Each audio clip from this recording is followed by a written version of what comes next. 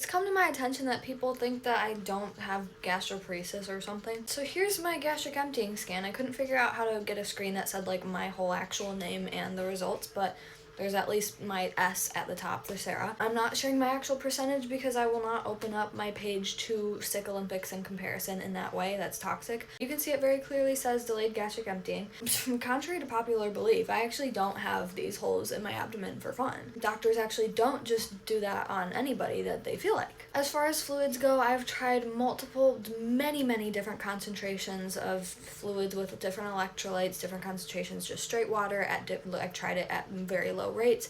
I've tried it at all the different rates. Everything causes me watery diarrhea. My blood work would continue to show dehydration, even with running tube fluids, because it was coming out my ass. I worked with my GI doctor for a very long time on that. We couldn't figure out a concoction that made it so that I would absorb the fluid.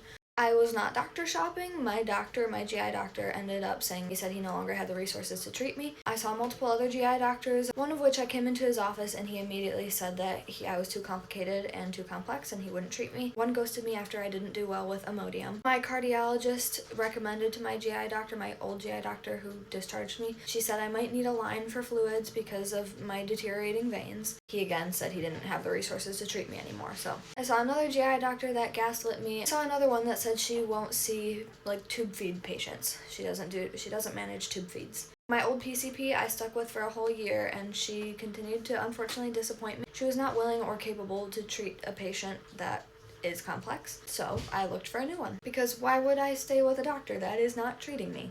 So I have a new appointment with 2 GI doctors in January, one of which is supposed to really know how to handle patients like me, and the other that the one doctor recommended, the one that said that she doesn't do tube feeds because he deals with like nutrition stuff. Not sure how it's doctor shopping to try to look for someone that is actually willing to be my doctor. My option is look for a new doctor or don't have a doctor. Kind of weird that I have to explain this to people and that people are making assumptions about someone's life who they don't even know personally. I'm pretty open on here. I feel like I'm very transparent about all of this, but you know, people like to make up their own fucked up perceptions, so there's all the facts. And if you think I'm doctor shopping, power washing my intestines, or making things up trying to act like I'm sicker than I am, you need therapy. That's an internalized thing that you're projecting. And I am not very bothered by this because I know the truth. I know what I experience. People are silly, but I'm not really okay with people going around spreading things about me that aren't true. That doesn't feel great. Yeah, be nice to people. And please remember that you never know everything about anybody else's situation.